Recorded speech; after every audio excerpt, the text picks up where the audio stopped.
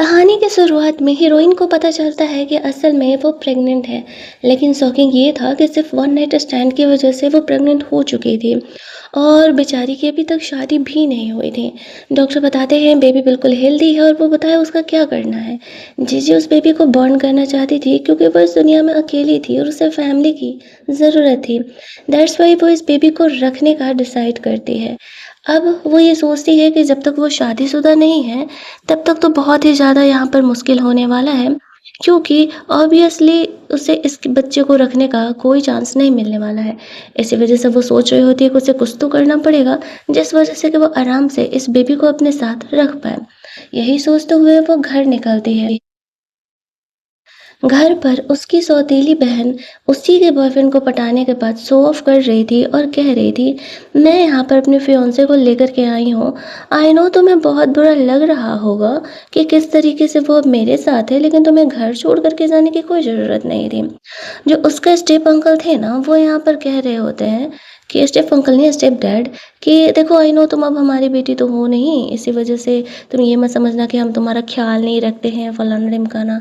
लेकिन ऐसा है ना कि तुम यहाँ पर एक बात मानो, मैं तुम्हें कुछ लड़कों का बता रहा हूँ ऑप्शन, तुम शादी कर लेना।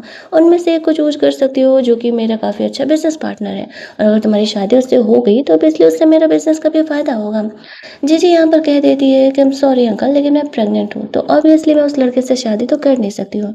ये सुनते हुए उसकी माँ भी चौंक जाती है कि वो प्रेग्नेंट है, और लोगों ने तो सोचा था जीजी को अच्छे पैसे में सेल करने का। उसका भाई यहाँ पर अपनी माँ पर और अपने स्टेपफ़ादर पर गुस्सा करने लगता है कि वो ऐसे कैसे बिहेव कर सकते हैं। जीजी उनकी बहन है। यहाँ पर उसका भाई ही था इस घर में जो जीजी को माना करता था, बाकी किसी को कोई मतलब नहीं था। अपने कमरे में जाने के बाद जीजी दिमाग लगा रही होती है कि सिचुएशन से कैसे निकला जाए। उसे याद आता है वन नाइट स्टैंड स्पेंड करने के बाद उस आदमी ने उसे पैसे और अपना बिजनेस कार्ड भी दिया था। जीजी ने पैसे नहीं लिए थे और वो बिजनेस कार्ड ले करके वहाँ से निकल गई थी। आज वो इस बंदे को कॉल करती है। उधर एंट्री दिखाया जाता है हमें तियान का, जो कि जीजी का ब्लाइंड डेट था, सॉरी फर्स्ट नाइट स्टैंड था। और यहाँ पर वो कंपनी का बहुत बड़ा सीईओ था। उसने जीजी को कहा था कि वो उसे कंपनसेट करने के लिए तैयार है, उसे जब भी जिस चीज़ की ज़रूरत हो वो उसे कॉल कर सकती है। लेकिन जीजी सीधे ही उसे कॉल करके शादी करने के लिए ऑफ़र करती है। इस पॉइंट पर तिहान उसे कहता है ठीक है, वो शादी करने के लिए तैयार है। वैसे भी तिहान के लाइफ में कोई थी नहीं, और उसने जब ये कांड किया था तो उसे रिस्पॉन्सिबिलिटी तो लेनी ही थी। लेकिन जीजी को नहीं पता था कि वो जिस इंसान से शादी कर रही है वो कितना ही ज़्यादा अमीर है। उसे वो लड़का बिल्कुल उसी की तरह नॉर्मल और उसी का लेवल का दिखा था। दैट्स वाई उसने तिहान को कॉल करके शादी करने के लिए बोला हुआ था। टियाना अपने सेक्रेटरी का कार लेकर के जीजी से मिलने के लिए जाता है, क्योंकि ऑब्वियसली वो एक स्ट्रेंजर से शादी करने के लिए जा रहा है, तो अपनी अमीरी अपनी वेल्थ तो दिखा नहीं सकता। क्या पता वो गोल्ड डिगर निकली तो। जीजी कुछ देर से वहीं वेट कर रही थी सिविल ब्यूरो के बाहर। टियान वहां पर आता है तो वो देखते रह जाती है, ये इतना हैंडसम था, मैंने तो उसे नोटिस ही नहीं किया। फिर वो सोचती है एक मिनट, ये इतने महंगे कपड़ों में क्यों आया है, कहीं ये कोई वही ड्रामा की तरह अमीर इंसान तो नहीं है। बट फिर देखती कि नहीं नहीं, वो बहुत ही नॉर्मल सा कार चला रहा है, तो फिर वो रिलैक्स हो, शायद वो ओवर थिंक कर रही है। ध्यान से वो रिस्पॉन्सिबिलिटी लेने के नाम पर उससे शादी करने के लिए तैयार थी। यहाँ पर वो खुद को इंट्रोड्यूस करती है। टियान को श्योरली लगने लगा था कि जीजी एक गोल्ड डिगर है। कंपनसेशन के नाम पर तो उसने पैसे देने के लिए कहे थे, लेकिन वो तो यहाँ पर शादी करने के लिए आ गई।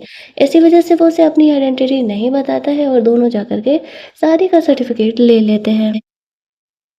अब तियान के शकल का एक्सप्रेशन इतना फ़ियर्स रहता था ना कि सारे लोगों को लगता था कि वो बहुत अकड़ू है।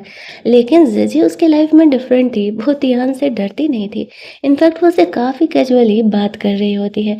शादी का सर्टिफिकेट लेकर के आने के बाद तियान और ज़िज़ी दोनों अपना नंबर शेयर करते हैं। तियान उसे कहता है कि वो ज़िज़ी को घर नहीं छोड़ पाएगा, उसे ऑफ़िस के लिए जाना है। ज़िज़ी कहती है ज़रूरत भी नहीं है, मुझे भी अपने घर वालों को जा कर के बताना है। वैसे तो ये सिर्फ़ हमारे बीच ही रहने वाली बात है, लेकिन मेरे घर वाले मुझे बहुत प्रेशराइज़ कर रहे थे।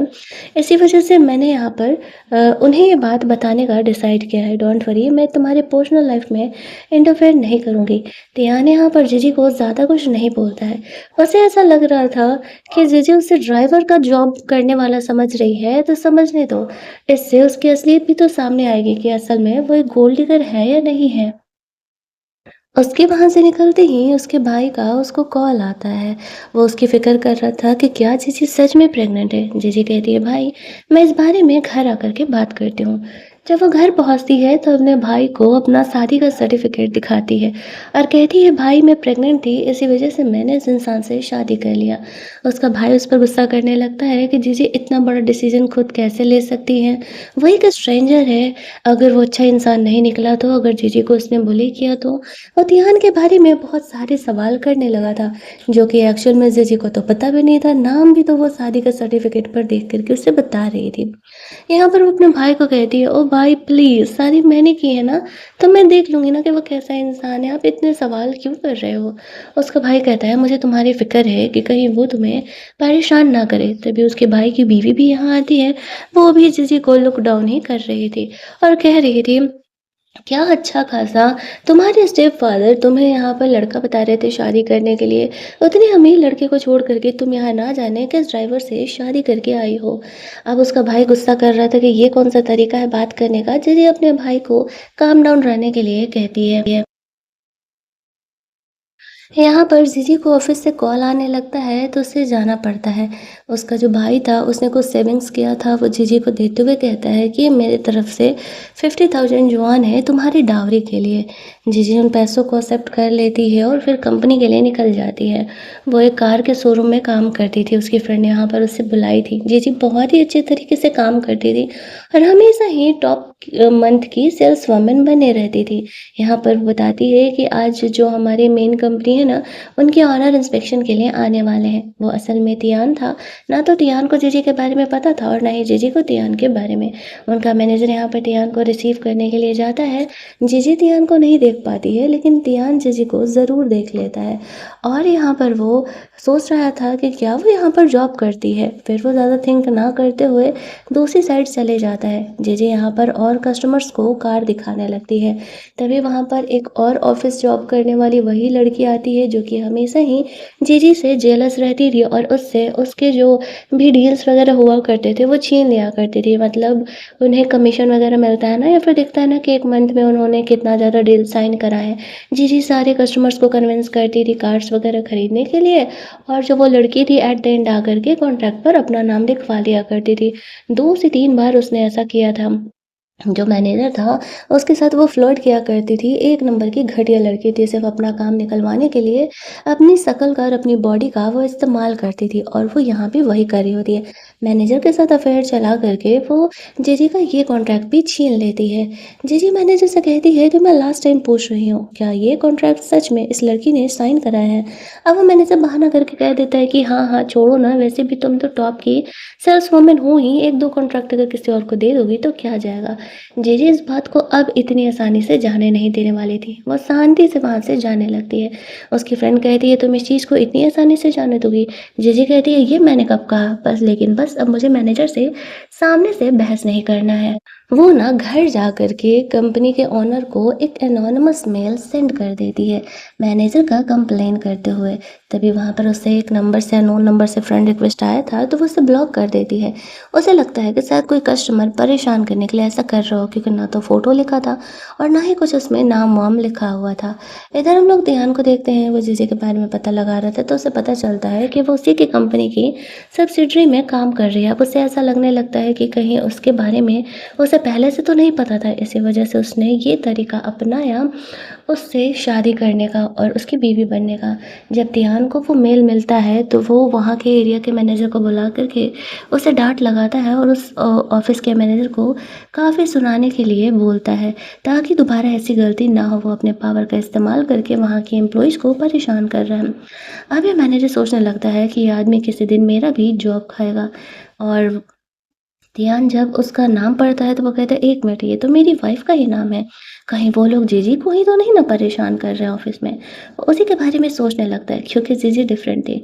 उसे दोबारा मैसेज करता है तो देखता है कि जीजी ने उसे ब्लॉक कर दिया।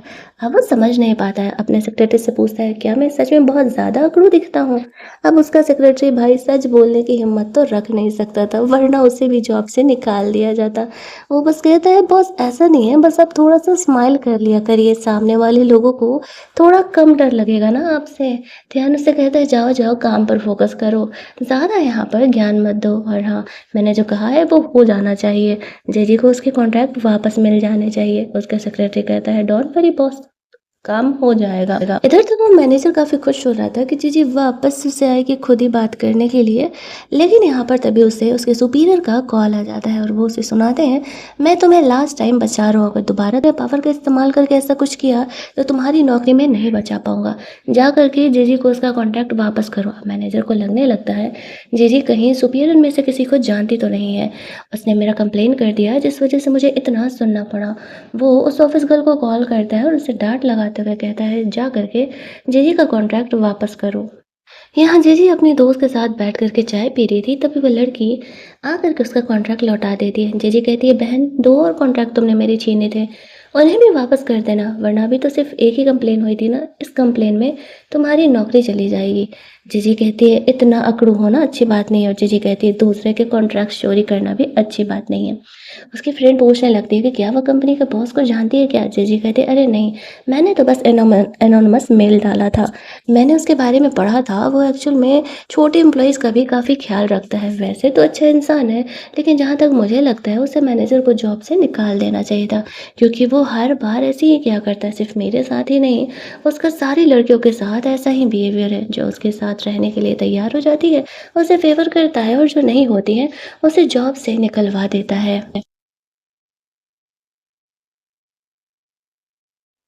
अब तियान यहाँ पर जीजी के ही बारे में सोच रहा था ऑफिस में, तभी उसे उसकी ग्रैंडमदर का कॉल आता है। ग्रैंडमदर तबीयत खराब होने का बहाना बना करके तियान से कह रही थी कि तुम्हारी इतनी उम्र हो गई है, तुम्हारी ना तो कोई गर्लफ्रेंड है, ना ही तुमने शादी की है, तुम क्या चाहते हो मैं तुम्हारी शादी भी ना देखे ही ऊपर निपट जाऊँ? तियान अभी यहाँ पर जीजी के बारे में ग्रैंडमदर को नहीं बताता है और बहाने करके फ़ोन रख देता है। लेकिन अब उसे जीजी के साथ रहना पड़ेगा, क्योंकि ग्रैंडमदर को ये भी तो बताना था कि अब उसकी सच में बेबी है। तो वो सोचता है कि जीजी के साथ अब उसे साथ में रहना पड़ेगा, क्योंकि ग्रैंडमदर को ये बात बताना है। तो वो जीजी को रिसीव करने के लिए उसके ऑफिस के बाहर चले जाता है। जीजी अपनी दोस्त से बात करते हुए, उसने कैब बुक की थी तो वहाँ जा रही थी। अब उसकी फ्रेंड को ये लग रहा था कि ये जो है कैब वाला ही है। लेकिन जब वो यहाँ पर तियान को देखती है तो सोचती है तियान यहाँ क्या कर रहा है उसके ऑफिस के बाहर। वो बोलता है असल में मैं यहाँ से गुजर रहा था तो सोचा तुम्हें रिसीव कर लूँ। जेजे नोटिस करती है एक मिनट, ये कार तो बहुत महंगा है और तियान ने भी काफ़ी महंगे कपड़े पहने हुए हैं, तो फिर क्या तियान सच में कोई अमीर इंसान है? तियान झूठ बोल देता अरे नहीं नहीं, ये तो मेरे बॉस की कार थी, बॉस को छोड़ने के बाद मैं इधर से लौट रहा था तो सोचा तुम्हें रिसीव कर लूँ। असल में ग्रैंड मदर को मुझे जल्दी ही बताना पड़ेगा कि मैंने शादी कर ली है, इस वजह से मैं चाहता हूँ कि तुम मेरे साथ मेरे घर पर ही रहो। वैसे भी हम दोनों की शादी हो चुकी है। अब जीजी को मना करने का कोई ऑप्शन नहीं था तो वो अग्री कर जाती है। वो उसे अपने नए घर पे लेकर के जाता है और ये घर असल में उसके सेक्रेटरी का था। तियान ने उसके सेक्रेटरी का अपार्टमेंट उसे गिफ्ट किया था बोनस के तौर पर, और यहाँ पर वो उसे वापस ले लिया था क्योंकि वो तियान को अपनी असली औकात तो बता नहीं सकता था कि वो कितना ज़्यादा अमीर है। इसी वजह से मीडियम रेंज का अपार्टमेंट लेके गया था, तब भी वो जीजी के लिए बहुत ही महंगा था। तियान यहाँ पर जीजी से कहता है कि चलो कुछ इंपॉर्टेंट बात कर लेते हैं। देखो हम दोनों अलग कमरे में सोएंगे जब तक कि मेरे मन में तुम्हारे लिए असल में फीलिंग नहीं आ जाती है। मैं तुम्हें टच नहीं करूँगा, तुम मेरी पर्सनल लाइफ में इंटरफेयर नहीं करोगी, और हम अपना अपना काम करेंगे, बिल्कुल रूममेट्स की तरह रहेंगे, और तुम्हें पैसों के लिए मुझ पर डिपेंडेंट होने की कोई ज़रूरत नहीं है। जीजी कहती है मेरा एक पेट भी है, क्या मैं इसे यहाँ लेकर के आ सकता हूँ? तियान कहता है तुम इस घर की ऑनर हो, तुम्हें जो करना है तुम कर सकती हो, घर के छोटे मोटे खर्चे तुम्हें खुद उठाने होंगे, बाकी बड़े खर्चों के लिए मैं तुम्हें पैसा दिया करूँगा। जी, जी, इस बात से एग्री कर जाती है, लेकिन वो सोच रही थी कि पता नहीं तियान कैसा वियर्ड इंसान निकलेगा, इसी वजह से वो उसके होने वाले बेबी के बारे में अभी उसे नहीं बताती है, क्योंकि तियान ने उसे धमकी दिया था, डाइवोर्स के बाद वो उसे अपने पैसे में से एक फूटी कौड़ी नहीं देने वाला है। जीजी सोचती है इतना फियर्सली कौन बात करता है यार, और इसे ऐसा क्यों लगता है कि मैं गोल्ड डिगर हूँ? यहाँ पर वो तियान से कहती है ठीक है मैं समझ गई। अब वो कहता है कि आज मौसम ख़राब होने वाला है तो आज रात तुम यहीं स्टे कर जाओ, कल घर जाकर के अपना सामान लेते आना। इसके बाद जीजी रात के खाने के लिए कुछ लेने के लिए बाहर चली जाती है। तियान का सेक्रेटरी उससे मिलने के लिए आया हुआ था। तियान यहाँ पर उसके सेक्रेटरी को कहता है तुम अपने लिए दूसरे अपार्टमेंट देख लो, आज से 6 महीने तक मैं वहीं पर अपनी वाइफ के साथ रहने वाला हूँ। उसका सेक्रेटरी तो बहुत खुश हो जाता है कि वो उसे नया अपार्टमेंट मिलने वाला है। ऑब्वियसली वो इससे महँगा तो होगा ही। तभी वहाँ पर जीजी आने लगती है और तियान उसे देख कर के कहता है कि तुम इधर क्या कर रही हो? वो कहती है कि असल में मैं यहाँ पर कुछ खाने के लिए लेने के लिए गई हुई थी, लेकिन मेरे पास घर का पासवर्ड नहीं पता था, इसी वजह से मैं बाहर ही तुम्हारा इंतज़ार कर रही थी। वो उसे घर का पासवर्ड बता देता है और कहता है कि आज से तुम आराम से इसे इस्तेमाल कर पाओगे। और पासवर्ड कौन-सा था? 1 2 3 4 5 6 7 8। वो सोचने लगती है इतना सिंपल पासवर्ड कौन रखता है? ये लड़का तो सच में काफ़ी वियर्ड ही है। दूसरी तरफ जिसी ने यहाँ पर वैसे तो नॉर्मली फूड बाय करके लेके आया था, लेकिन तियान के लिए काफ़ी स्पेशल ये था क्योंकि वो बाहर के खाने इस तरीके से खाया नहीं करता था। और जब वहाँ पर वो टेस्ट करता है तो उसे वो खाने असल में बहुत टेस्टी लगते हैं। वो सोचने लगता है सच में इतना टेस्टी खाना भी होता है क्या? यहाँ पर जीजी को जब वो पैसे ऑफ़र कर रहा था, तो वो कहती है कि अरे नहीं, अभी घर के छोटे खर्चे के लिए पैसे हैं मेरे पास। वो कहता है रख लो, इनमें से कुछ बड़े फर्नीचर वग़ैरह बाय कर लेना। जीजी एग्री कर जाती है और फिर वो तियान से इस बारे में ज़्यादा सवाल नहीं करती है। वो कहती है ठीक है, घर के बड़े खर्चे मैं तुम्हारे कार्ड से पेमेंट करूँगी। आफ्टर दैट वो तियान को ऑफ़िस जाने से पहले अम्ब्रेला भी दे देती है, कहते हुए बारिश होने के चांसेज़ हैं, तो तुम थोड़ा-सा भीगना मत यहाँ पर। तियान अपने सेक्रेटरी को कॉल करके उसे रिसीव करने के लिए बोलता है। जीजी अपने घर जाती है और अपना सामान पैक करके निकल रही थी। जब उसकी स्टेप सिस्टर उसको इंसल्ट करने का कोशिश करती है कि ना जाने उसने किससे शादी कर लिया है, जीजी उसे उसका पहले वाला बॉयफ्रेंड का फ़ोटो दिखाते हुए कहती है, "बहन तू ना मुझसे पंगा मत ही लिया कर। मुझे अच्छे से पता है एक रात तू 2 बंदों को घुमा रही थी। जब तू मेरे बंदे को पटा रही थी ना, तब तू ऑलरेडी एक लड़के के साथ उसके घर में रह रही थी और अगर तू चाहती है फ़ोटो बाहर ना आए और तेरी ज़िंदगी आराम से चलते रहे तो तू मुझसे पंगे ना ले।" उसकी बहन सबसे कहने लगती है कि नहीं, नहीं ऐसा कुछ भी नहीं है, ये झूठ बोल रही है। जीजी अपना सारा सामान लेकर के घर चली जाती है। पासवर्ड काफ़ी सिंपल था, इसी वजह से वो पासवर्ड चेंज कर देती हैं। लेकिन काम करने के चक्कर में वो तिहान को पासवर्ड बताना ही भूल जाती है। आफ्टर दैट वो ऑफ़िस पहुँच जाती है, जहाँ पर कि जीजी एक नए कस्टमर को बता रही होती है, नए डील्स के बारे में। वो काफ़ी ठरकी था और जीजी उससे दूरी बना कर के बात कर रही थी, लेकिन तभी बीच में वो लड़की आ जाती है और वो फ्लर्टी तो थी ही, वो लोग टेस्ट ड्राइव के लिए जाने लगते हैं। अब जीजी को भी वहाँ जाना था टेस्ट ड्राइव पर, तो वो भी उनके साथ जाने लगती हैं। अब वो लड़की उस कस्टमर को आकर के कॉन्ट्रैक्ट कराना चाह रही थी, इस चक्कर में उसका एक महँगी कार से एक्सीडेंट हो जाता है और वो कार असल में तियान का ही था। वो ऑफ़िस के लिए जा रहा था और उसका सेक्रेटरी ड्राइव कर रहा था। अब इतनी महँगी कार का एक्सीडेंट हुआ है तो कंपनसेशन भी बहुत ही गंदा उन्हें लगने वाला था। तियान यहाँ पर देखता है अरे ये तो ज़िज़ी है। वो शुरुआत में बाहर नहीं जा रहा था क्योंकि उसे जवाब देना पड़ता ना, इतनी महँगी कार में वो क्या कर रहा था। लेकिन जब वो ऑफ़िस गर्ल और वो जो कस्टमर था, वो दोनों ही मिलकर के जीजी को ब्लेम करने लगते हैं कि कंपनसेशन तो अब जीजी को ही देना पड़ेगा, तब उसे बाहर आना पड़ता है। जीजी अब तक खुद से इस सिचुएशन को सँभाल रही थी कि भला वो कंपनसेशन क्यों दें, ड्राइव तुम कर रहे थे और तुम्हें ये हैंडल कर रही थी, तो कंपनसेशन तो तुम्हें ही देना होगा। अगर तुम लोग फ्लर्ट नहीं कर रहे होते, तो आज ये एक्सीडेंट नहीं होता। लेकिन वो लोग यहाँ पर जीजी को ही ब्लेम लगा रहे थे, तभी तियान यहाँ पर बीच में आता है। जीजी उसे देख कर के सोचने लगती है, वो यहाँ क्या कर रहा है?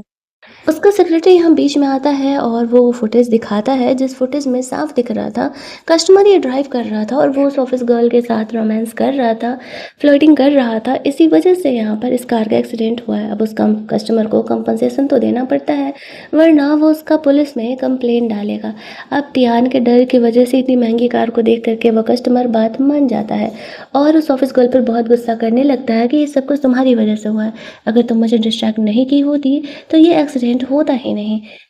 जीजी यहाँ पर तियान को थैंक्स बोलती है उसका हेल्प करने के लिए। आफ्टर दैट तियान ऑफिस चला जाता है, जहाँ पर क्या जो कुछ हुआ वो इसी बारे में सोच रहा था। वो ना जीजी के बारे में और जानने में इंटरेस्ट ले रहा था। तभी उसका कजन ब्रदर यहाँ पर आता है और कहता है, भाई अब तो शादी कर ले, ग्रैंड मदर ना मेरे को प्रेशराइज कर रही हैं, तुम शादी नहीं कर रहे हो तो।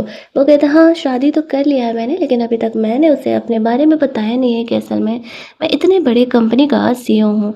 उसका भाई कहता है, भाई तू तो काफ़ी इंटरेस्टिंग निकला। ऑफिस खत्म होने के बाद ध्यान घर पहुंचता है, लेकिन पासवर्ड डालता है तो घर खुल ही नहीं रहा था।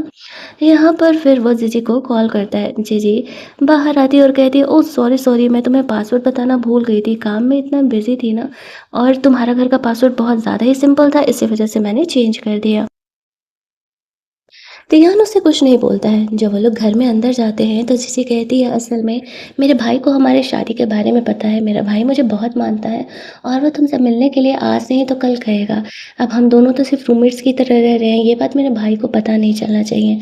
ये देखो मैं कपल रिंग्स लेकर के आई हूँ, जब मेरा भाई या मेरी फैमिली मिलने के लिए आए ना तुमसे, सिर्फ तब के लिए तुम इन ये रिंग्स को पहन लेना। अब तियान सोच रहा होता है कि क्या जीजी सच में यहाँ पर गोल्ड डिगर नहीं है, उसे अपनी फैमिली को ये बताने में कोई प्रॉब्लम नहीं है कि उसे एक पुअर ड्राइवर से शादी किया है। क्या वो जीजी के बारे में गलत सोच रहा है? अब वो जीजी को थोड़ा डिफरेंटली थिंक करने लगा था। तियान भी यहाँ पर जीजी की फैमिली के बारे में जानना चाहता था। वो कहता, हाँ ठीक है, कोई दिक्कत नहीं है, जब भी ज़रूरत होगा मैं उनसे मिल लूँगा। और जीजी यहाँ पर तियान से ज़्यादा सवाल नहीं करती है। वो तो बस इसी बात से खुश थी कि तियान से उसकी शादी हो गई है, तो अब वो बेबी की रिस्पॉन्सिबिलिटी आराम से ले पाएगी। यहाँ पर दोनों के बीच कुछ रोमांटिक मोमेंट क्रिएट होते हैं और सडन किस हो जाता है। जीजी ऑकवर्ड फील करते हुए कमरे में सॉरी बोलते हुए चली जाती है। तियान सोचता है, इसमें इतना शर्माने वाली कौन सी बात है, हम दोनों तो ऑलरेडी रोमांस कर चुके हैं।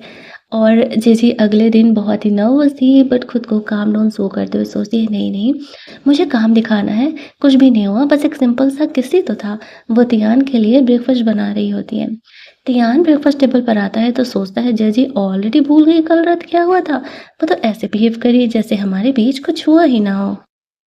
इस बार जीजी ने अपने हाथों से तियान के लिए ब्रेकफास्ट बनाया था। वो उसे कहती है, हमेशा बाहर का खाना खाना सही नहीं होता है। ब्रेकफास्ट करने के बाद तियान जीजी के पेट को देखता है, जो कि एक हैमस्टर था। वो काफ़ी क्यूट था। वो थोड़ी देर उसके साथ खेलता और फिर ऑफिस के लिए निकल जाता है। जीजी नोटिस करती है, लगता है तियान उसके हैमस्टर के साथ खेल रहा था। वो उतना भी फेयर्स नहीं है जितना दिखता है। वो इतना प्यारा सा तो इंसान है, पता ही नहीं क्यों हमेशा मुंह बना के घूमते रहता है। जीजी वापस से अपने ऑफिस जाती है और यहाँ पर उसे पता चलता है उस लड़की को जॉब से निकाल दिया गया है। उसने इतना बड़ा लॉस करा है और कस्टमर्स ने उसका कंप्लेन कर दिया। तो जीजी ये बात सुन के खुश होती है। जो मैनेजर था वो कहता है, अगले एक दिन में कंपनी की इंपॉर्टेंट मीटिंग में हमें जाना। वो दूसरी लड़की को साथ चलने के लिए कह रहा था, लेकिन तभी उसका बॉस आकर के उसे कहता है कि नहीं जीजी, यहाँ की टॉप सेल्स वुमेन है तो वो जाएगी, उसके पास ज़्यादा टैलेंट है। अब वो मैनेजर यहाँ पर मना भी नहीं कर पाता था। वो उस पार्टी में जा रही हो जहाँ पर कि वो अपनी स्टेप सिस्टर उसके बॉयफ्रेंड से मिलती है। जीजी को देखती है, वो उसका इंसल्ट करने लगती है और कहती है, अरे तुम यहाँ पर क्या करी हो, तुम्हारा पुअर ड्राइवर हस्बैंड लेके आया है क्या? जीजी कहती है, मैं अपने कंपनी की वजह से यहाँ पर आई हुई हूँ। अब वो दोनों तियान की ही कंपनी के साथ कॉन्ट्रैक्ट साइन करने के लिए आए हुए थे, लेकिन यहाँ पर वो लोग तियान का ही इंसल्ट कर रहे थे। जब उसकी स्टेप सिस्टर थोड़ा ज़्यादा ही बोलने लगती है, जीजी कहती है, लगता है कि कल रात वाली फ़ोटो तुम्हें सबके सामने लानी है, किस तरीके से तुम एक लड़के के साथ लिव इन में रह रही थी। ये सुनते ही उसका बॉयफ्रेंड उस पर गुस्सा करने लगता है कि क्या चल रहा है। अब उसकी स्टेप सिस्टर बात घुमा देती है कि ये झूठ बोल रही है, ऐसा कुछ भी नहीं है। तभी तियान यहाँ पर आ जाता है। तियान को देख करके वो लोग उसका मजाक उड़ाने लगते हैं, अरे ये तो बस एक गरीब ड्राइवर है, ये यहाँ पर क्या कर रहा है। तियान उनकी बातों को सुन के सोच रहा था, जीजी की फैमिली इतनी वियर्ड है, वो लोग उसके साथ ऐसा बिहेव कर रहे हैं। जीजी को वो कहता है, तुम्हें बुरा नहीं लग रहा, वो तुम्हें एक ड्राइवर की बीवी कह रहा है। जीजी कहती, नहीं इसमें बुरा क्या लगना, तो मेहनत करके अपने पैसे कमाते हो, क्या फ़र्क पड़ता है, ड्राइवर का जॉब कोई बुरा नहीं होता है। तियान जीजी को पार्टी में अंदर लेकर के चले जाता है। वो अपने सेक्रेटरी को इशारा करता है, बाकी चीज़ तो उसका सेक्रेटरी ही संभाल लेता है। वो उसकी स्टेप सिस्टर उसका बॉयफ्रेंड को वहाँ से निकल जाने के लिए कहता है, ये कहते हुए, हमारे बॉस ने तुम्हारी हरकतों को देख लिया और अब वो तुम्हारी कंपनी के साथ कॉन्ट्रैक्ट साइन करने के लिए तैयार नहीं है, और बेहतर होगा कि तुम लोग यहाँ से निकल जाओ। अब वो लोग सोचने लगते हैं कि आसपास तो कोई इंसान नहीं था, तो बॉस ने सुना कहाँ से? कहीं ऐसा तो नहीं है ना कि तियान ही असल में वो बॉस है और वो जीजी के साथ अपनी आइडेंटिटी हाइड करके रख रहा है। जीजी यहाँ पर तियान को कहती है कि आई एम सॉरी यार, मेरी वजह से तुम्हें मेरी फैमिली वालों की इतनी कड़वी बातें सुननी पड़ रही है। तियान सोचता है, इस लड़की को अपनी नहीं पड़ी है और ये मेरा फिक्र कर रही है, कहीं सच में मैं उससे अंडर एस्टिमेट तो नहीं कर रहा था, कहीं अच्छी इंसान हो और मैं उसे गलत तो नहीं समझ रहा था। रास्ते में घर पहुँचते-पहुँचते जीजी कार में ही सोने लगती है। तियान उसे जगाता नहीं है, बस उसे उठा करके आराम से बेड पे लेकर के जाता है कि वो रेस्ट कर सके। और जीजी की अगली सुबह नींद खुलती है तो वो देखती है कि तियान उसे उठा करके कमरे में लेकर के आया था। उठ कर के वो बाहर जाती है, तियान के लिए ब्रेकफ़ास्ट बना रही होती है। तियान ने भी कुछ ब्रेकफ़ास्ट के प्रिपरेशन पहले से करके रखे हुए थे। आफ्टर दैट वो ऑफ़िस के लिए निकल जाती है। वहाँ रास्ते में वो देखती है कि एक ओल्ड वुमन का एक्सीडेंट होने वाला था, तो वो जा कर के उसे बचा लेती है। जीजी को नहीं पता था कि ये ओल्ड वुमन एक्चुअल में तियान की दादी है।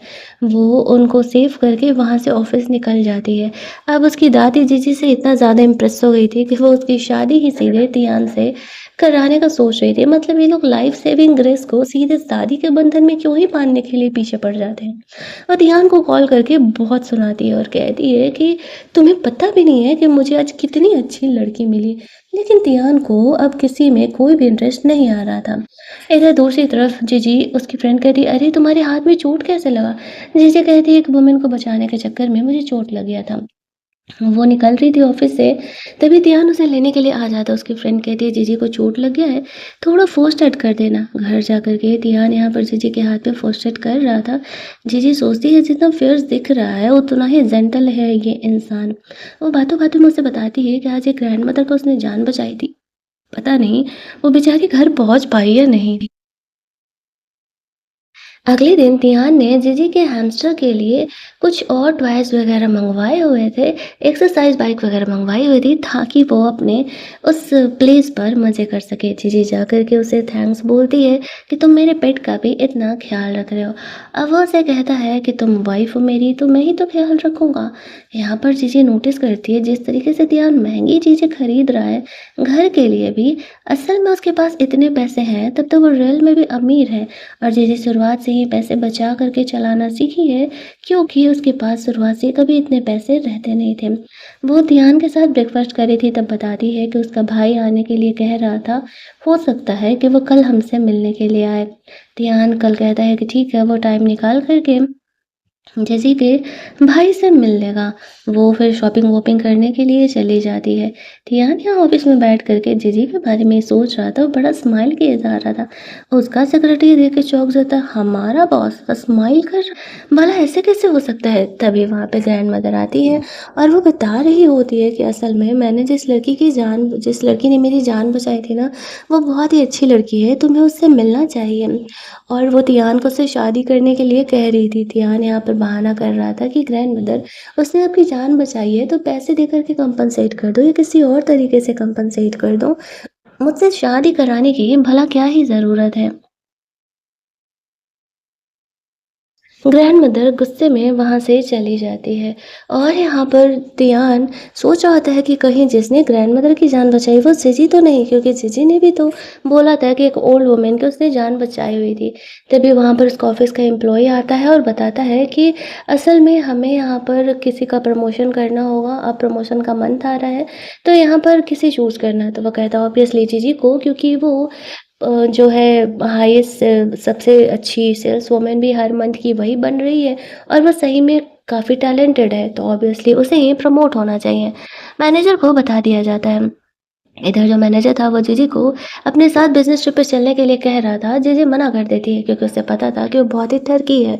वो कहती है कि मैं तुम्हारे साथ नहीं जाने वाली हूँ। वो उसे जॉब से निकालने की धमकी दे रहा था तो जीजी कहती है, ठीक है तो मैं खुद ही जॉब से रिज़ाइन कर देती हूँ। लेकिन तभी तियान की तरफ से भेजा गया बंदा वहाँ पर आता है और मैनेजर को ऐसा लग रहा था कि ये गुड न्यूज़ उसके लिए है कि वो उसका प्रमोशन यहाँ पर होने वाला है, लेकिन असल में यहाँ पर उसका प्रमोशन तो होने वाला था नहीं। वो प्रमोशन का जो पेपर था वो दे देता है जीजी को और कहता है, असल में तुमने बहुत मेहनत की है, तुम टॉप सेल्स वुमन रह चुकी हो कई महीनों से, इसी वजह से हमारे बॉस ने तुम्हें यहाँ पे प्रमोट किया। उसकी फ्रेंड यहाँ पर बहुत खुश होने लगती है और कहती है, फाइनली बहन तेरी मेहनत रंग ला रही है। और यहाँ पर वो मैनेजर सोच रहा होता है, आई एम डैम श्योर जीजी का कहीं ना कहीं से तो कनेक्शन है। तभी वहाँ पर उसकी सुपीरियर का कॉल आता है और उससे भी जॉब से निकाल दिया जाता है। क्योंकि यहाँ पर उसने अब तक जो कांड किया था वो काफ़ी था उसे जॉब से निकालने के लिए। शाम में उसकी फ्रेंड का बॉयफ्रेंड आया हुआ था, वो थोड़ा अमीर था, बीएमडब्ल्यू वगैरह रखा हुआ था। जीजी वहाँ से जा रही थी, उसकी स्कूटी फंसी हुई थी तो वो निकालने में हेल्प कर रहा था। उसके फ्रेंड ने शादी का गिफ्ट उसे दिया था तो वो उसे भी रखने में हेल्प कर रहा था। अब तियान जीजी को लेने के लिए आया हुआ था। जब वो उसे उसकी फ्रेंड के बॉयफ्रेंड के साथ देखता है तो उसे थोड़ी जेलसी होने लगती है। लेकिन वो ये फीलिंग एक्सेप्ट करने के लिए तैयार नहीं था कि वो जीजी को लेकर के पॉज़िटिव फ़ील कर रहा है और वो जेलस हो रहा है। उसकी शक्ल देख कर के उसका सेक्रेटरी समझ रहा है, आज तो बेचारी जीजी गई काम से, आज तो तियान उससे डिवोर्स ले ही लेगा। तियान एक्चुअल में काफ़ी मुँह बना कर के घर पहुँचता है, लेकिन जीजी के क्यूट शक्ल को देख कर के उसका गुस्सा थोड़ा शांत हो जाता है। वो लोग खाना खाने के लिए बैठते हैं। जीजी दिखाती है कि असल में आज मेरी फ्रेंड ने हमारी शादी का गिफ्ट मुझे दिया है। मैंने उसे बता दिया था कि मेरी शादी हो चुकी है। तियान कहता है, मैं तुम्हारे ऑफिस की तरफ से गुजर रहा था तो मैंने देखा कि कोई लड़के से तुम बात कर रही थी, कौन था वो? जीजी ध्यान देती है और कहती है, अच्छा वो वही मेरी दोस्त का बॉयफ्रेंड था। असल में वो दोनों जल्दी ही शादी करने वाले हैं और मेरी स्कूटी के पीछे कोई अपनी बाइक लगा दिया था, वो निकल नहीं पा रहा था तो उस लड़के ने बस मेरी मदद की थी। वो तिहान की शक्ल को देख कर के ये गेस कर रही होती है कि कहीं ये बंदा एक्चुअल में जेलस तो नहीं है। तिहान यहाँ पर भला कैसे ही बताएगा कि हाँ वो जेलस है। वो डिश वॉश करने में जीजी का हेल्प करता है। अगले दिन उसके सेक्रेटरी को लगता है कि तियान उसे डाइवोर्स पेपर रेडी करने के लिए बोलेगा। इसी बारे में वो उससे बात करने के लिए जाता है। तियान कहता है, भला मैं क्यों डाइवोर्स लूँ? उसका सेक्रेटरी कहता है, बॉस आप कल जितने गुस्से में घर गए हो ना, मुझे लगा कि भाई साहब आज तो आप जीजी से डाइवोर्स ले ही लोगे। तियान कहते हैं, नहीं ऐसा कुछ भी नहीं है, जीजी उसे धोखा नहीं दे रही है, वो उसकी फ्रेंड का बॉयफ्रेंड था जो उसे सिर्फ हेल्प कर रहा था। उसका सेक्रेटरी कहता है, वाह, अपनी बीवी पर इतना भरोसा है कि सिर्फ जीजी के बोलने पर से ही उसे उस पे ट्रस्ट हो गया है। यहाँ पर वो ग्रैंडमदर के बारे में पूछ रहा था क्योंकि ग्रैंडमदर वो ज़रूर ही उस लड़की को कहीं न कहीं से ढूँढ के लेकर के आएँगे और उसे परेशान करेंगे। आफ्टर दैट जीजी के कॉल आने पर तियान जब घर पहुँचता है तो देखता है कि वो सब्जियों को वॉश कर रही है। बताती है कि आज मेरा भाई असल में हमसे मिलने के लिए आने वाला है ना। उसका भाई यहाँ पर आता है और तियान का शक्ल देख कर के वो सोचता है, इससे मुझसे कोई दुश्मनी है क्या? ये ऐसी शक्ल बना कर के क्यों है? जीजी रोज़ इस शक्ल को देख कर के बेचारी कैसे रहती होगी? लेकिन उसके अपहरण को देख कर के सोचता है, ओह! ये इतना भी बुरा नहीं है। भले ही शक्ल अजीब है लेकिन वो जीजी का ख़्याल रख रहा है, उसके कामों में मदद कर रहा है। वो दोनों भाई-बहन बैठ कर के बात कर रहे थे और तियान किचन में काम कर रहा था। जीजी कहती है कि आई नो उसका शक्ल थोड़ा ऐसे फ़ियर्स है लेकिन वो अंदर से बहुत ही अच्छा इंसान है और असल में वो मेरा ख़्याल रखता है। आफ्टर दैट तियान यहाँ पर आता है, वो उसके भाई से बात-वात कर रहा था। जीजी थोड़ी देर के लिए वहाँ से जाती है तब उसका भाई तियान से कहने लगता है कि असल में जीजी का तुम ख़्याल रखना। जीजी को अपने घर में कभी खुशी ही नहीं मिली, जब से हमारी मॉम ने दूसरी शादी की है तब से घर में उससे कोई भी प्यार नहीं करता है। जब जीजी की असलियत, उसकी फैमिली की असलियत यहाँ पर तियान को पता चलता है तो वो ये बताता है कि उसे काफ़ी बुरा लगने लगता है जीजी के लिए और उसे ऐसा लग रहा था अब तक कि जीजी असल में गोल्ड डिगर है, तो वो समझ जाता है कि नहीं, वो उसे गलत समझ रहा है, जीजी कोई गोल्ड डिगर नहीं है। उन दोनों को खुश देख कर के यहाँ पर उसके भाई को काफ़ी सुकून महसूस होता है कि फाइनली अब उसकी बहन यहाँ पर काफ़ी खुश है। जाने से पहले वो उसे कहता है कि बहन तियान अच्छा है तो उसके साथ खुश रहेगी, वो काफ़ी सेंसिबल इंसान है। उससे बात करने के बाद मुझे इस बात का एहसास हुआ। अब तियान को इतना तो पता था कि उसके घर में जो उसका भाई है वो असल में उसका ख्याल रखता है। जितना वो उसका केयर कर रहा था उससे साफ पता चल रहा था। उसके भाई के जाने के बाद तियान इमोशनल होकर के जीजी से कहता है कि क्या तुम पूरी लाइफ मेरे साथ मेरी रियल बीवी बन के रहना चाहोगी? जीजी कहती है, तुम सच में श्योर हो ना, या फिर इमोशनल होकर के ये बातें कर रहे हो? तियान कहता है कि नहीं, मैं सच में श्योर हूँ, मैं सच में तुम्हें पसंद करने लगा हूँ। जीजी अग्री कर जाती है। अगले सीन में जीजी वो ग्रैंड मदर से मिलती है। ग्रैंड मदर को वो बताती है कि असल में वो मैरिड है क्योंकि वो अपने पोते से उसका सेटिंग भिड़ाने का कोशिश कर रही थी। ग्रैंड मदर थोड़ा सैड हो जाती है और कहती है, चलो ठीक है, अब तुम मेरे घर की बहू नहीं बन सकती हो तो तुम मेरी अडॉप्टेड ग्रैंड डॉटर तो बन सकती हो ना। ये हमारे घर का ये जो भी कुछ है ताबीज़ वगैरह इसे रखो और अगली बार जब हम मिलेंगे ना तो मैं पब्लिकली अनाउंस करूँगी कि तुम मेरी होने वाली अडॉप्टर ग्रैंड ग्रैंड डॉटर हो। जीजी इस चीज़ के लिए एग्री कर जाती है, वो सोचती है कि चलो कोई ना, उसे एक नई फैमिली मिल रही है। दूसरे सीन में तियान ऑफिस में था, जीजी ने उसे हैंडमेड लंच दिया हुआ था, वो बाहर का नहीं खा रहा था। ऑफिस में जाकर के अवन में जब वो खाना गर्म करता है तो एम्प्लॉयज भी सोच रहे थे, आज ये क्या हो रहा, हमारे बॉस घर का खाना गर्म करके खुद खा रहे हैं, ये तो काफ़ी स्ट्रेंज ही है। यहाँ पर हम लोग देखते हैं तियान मस्त अपना लंच एंजॉय कर रहा था, तभी ग्रैंड मदर वहाँ पर आ जाती है। और यहाँ पर हम लोग देखते हैं कि वो कहने लगती है, वो लड़की मुझे मिल गई थी जो मेरी सेवियर है, असल में वो शादीशुदा है। तियान ग्रैंड मदर को कहता है, ग्रैंड मदर मैंने भी शादी कर लिया है। जब वो अपने शादी का सर्टिफिकेट उन्हें दिखाता है तो ग्रैंड मदर खुशी से कहती है, अरे ये तो वही लड़की है जिसने मेरी जान बचाई थी। मैं तो बहुत खुश हूँ कि तुमने बिल्कुल सही से शादी किया है, आप जल्दी से उसे हमसे मिलने के लिए लेकर के आओ। तियान खुश हो जाता है और कहता है, ठीक है ग्रैंड मदर, मैं जल्दी ही उसे आपसे मिलने के लिए लेके आऊँगा। दूसरी तरफ जीजी को हम लोग देखते हैं, वो अपने फैमिली डिनर पर गए हुए थे, उसके स्टेप फादर का आज बर्थडे था। जीजी वहाँ पर आती है, उसकी माँ कहती है, स्टेप फादर के लिए क्या गिफ्ट लेकर के आई हो। जीजी ने अपने पैसों से एक अच्छी टाई खरीदी थी, वो स्टेप फादर को देने के लिए जाती है। उसका स्टेप फादर कहता है, अब शादी हो गई है तुम्हारी, बस एक टाई पकड़ा रही हो बर्थडे गिफ्ट में। जीजी कहती है, बस करिए अंकल, आपको भी पता है शुरुआत से लेकर के आज तक मैंने अपने सारे खर्चे खुद उठाए, ऑब्वियसली हस्बैंड का पैसा तो मैं इस्तेमाल करूंगी नहीं, वो भी आप जैसे लोगों को गिफ्ट देने के लिए तो बिल्कुल भी नहीं। वो लोग यहाँ पर जीजी को बहुत ही खरी खोटी सुनाने लगते हैं और कहते हैं, उसने चूज भी किया था एक ड्राइवर को चूज किया शादी करने के लिए। उसका भाई यहाँ पर जीजी का सपोर्ट कर रहा था और वो उन्हें डांट रहा होता है कि अगर आप लोगों को जीजी का इंसल्ट ही करना था तो यहाँ बुलवाए क्यों। तभी हम लोग देखते हैं कि तियान वहाँ पर आ जाता है। अब वो कोई ड्राइवर बन के नहीं आया था, अब वो असल में यहाँ पर कंपनी का सीईओ बन करके आया हुआ था। उसका सेक्रेटरी यहाँ पर आता है और वो बहुत सारे गिफ्ट्स लेकर के आया हुआ था। उसके स्टेप फादर को पता चलता है, अरे ये तो हमारे वही कंपनी का बॉस है जिनके साथ में कॉन्ट्रैक्ट साइन करने के लिए इतना परेशान था। जीजी को पता चलता है, अरे उसका पति तो कंपनी का सीईओ है, कोई असल में ड्राइवर है नहीं। ये बात तो वो उससे बाद में निपटारा करेगी। उसका जो स्टेपफ़ादर था वो खुश होने लगता है कि इतने सारे पैसे उससे मिलने वाले हैं। लेकिन वो जाकर के वो पैसे जीजी के भाई को दे देता है और कहता है, सॉरी ब्रदर इन लॉ, आपकी बहन से अपनी आइडेंटिटी छुपाने के लिए। हमारा रिश्ता ही कुछ ऐसे अंदाज में हुआ था कि मैं अपनी आइडेंटिटी बता नहीं सकता था। ये मेरा छोटा-सा गिफ्ट है आपके लिए, फर्स्ट मीट पर मैं आपको कुछ दे नहीं पाया था।